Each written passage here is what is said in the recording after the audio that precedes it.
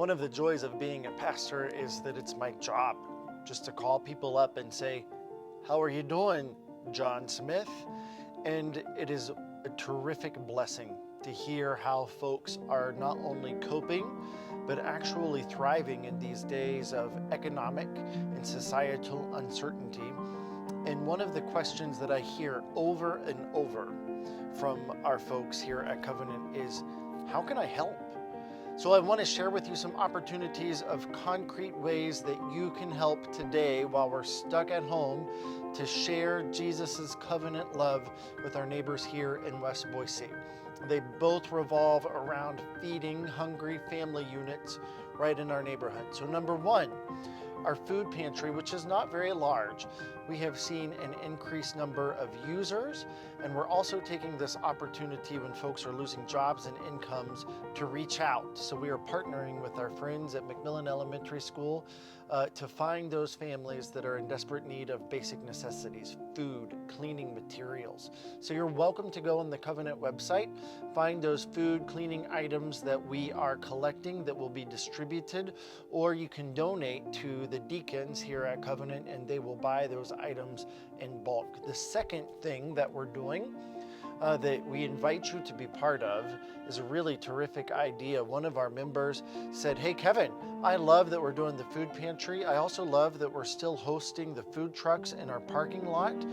It's safe, physically distant places for people to come and to support local business. Why don't we give coupons to our food pantry users to allow them to go to the food trucks? We can create a fund, and Covenant not only feeds a hungry family, but we're also injecting much needed funds into local small businesses." I wish it were my idea. It's such a good idea. So last night our session said we are going to create a fund. We're going to give at least $1,000 and invite other people to a win-win ministry of feeding hungry families, investing money in small businesses. So these are two concrete ways that you can act now. And we recognize that it might take some financial resources, but if you have no financial resources, or if money's a little tight right now, I get it. And we don't want you to not be able to pay your bills or put food on the table. But the most blessed thing that Covenant, that our community, that the world is in need of now is your prayers. And I believe that your praying for those neighbors in need, for the ministry, for the sake of the world, will not only bring healing to the world, but will bring healing to your soul. So please take these days to remember that Jesus calls you not to just love him with words, but in truth and in action. Friends, I hope you'll join me in prayer or financial support to help our neighbors right here in West Boise.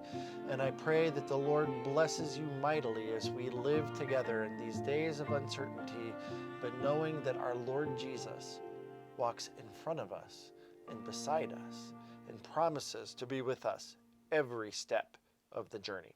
God bless you, my friends.